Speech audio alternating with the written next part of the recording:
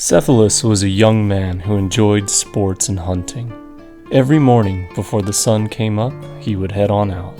On these mornings, Aurora, when she first saw the day coming, fell in love with Cephalus.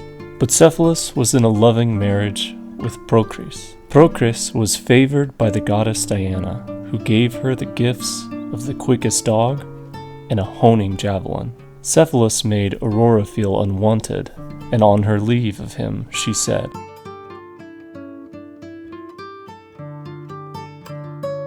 Cephalus, unfazed by Aurora's words, continued the day's hunting, and on this day it happened that an angry god had sent a ravenous fox to annoy the country.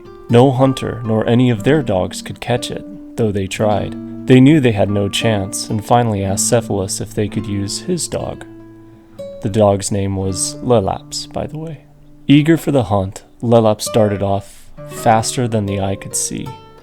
It was said that if you couldn't see the footprints in the sand, you would think he was flying. The fox was always just out of Lelaps' reach, and Cephalus readied his javelin. Then, suddenly, the heavenly powers that bless the animals decided neither of them should win, and both Lelaps and the fox were turned to stone. They were frozen in combat, Lelaps barking, and the fox readying for a jump. Cephalus was not daunted by the loss of his dog. The gods do what they do. He still hunted every morning. When noon came around and the heat increased, he would lay by a shady nook near a cold stream. He would take off his clothes and lay on the grass and often say, "Come, sweet breeze, come and fan my breast. Come and allay the heat that burns me." On one of these days, a local villager was passing by and heard him say these words. The villager suspected the worst and told Procris what they had heard. Procris immediately fainted at the news. When she woke, she decided she must find out what her husband is up to. The next day, Cephalus followed his daily routine and at the same stream said, "Come, sweet breeze, come and fan me. You know how I love you.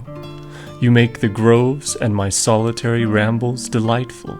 On his way home, he heard a rustling in the bushes, and thinking it was an animal, threw his perfectly accurate javelin. When he arrived at what he thought was his latest trophy, he found that it had hit his wife, Procris.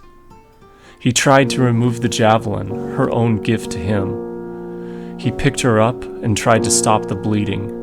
Miserable and remorseful, he pleaded for her not to die.